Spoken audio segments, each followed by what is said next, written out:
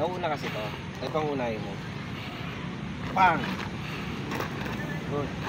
Ganun din kahit bumibitaw na ito. Ito ang una.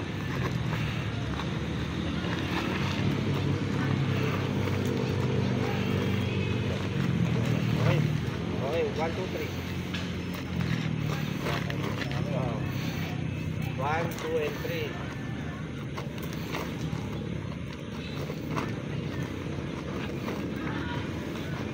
Pag mababa yung 3, mataas yung okay, 1, 2, 3. Pag mababa yung 3, yan. Ngayon, dahil American style, tama yun, nakaganito tayo.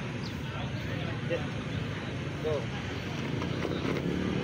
Ngayon, pag ginagamit ko, hindi ito ginagamit na pasok lang dito to. Okay, okay. 1, 2, 3. Okay, 1, 2, 3, 4. 4. Lalagyan mo. Okay. Ngayon, this is a center line. A center line.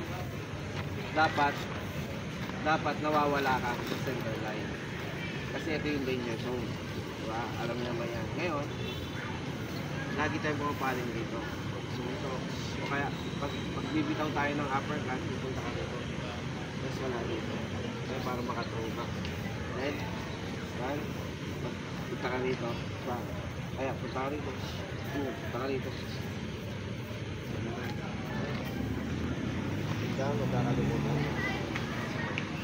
Forward na may sentong 1 lang. 1 lang. Then, press. Bantay mo yung paa mo sa likod. Punta rito. Dito. Okay, punta ron.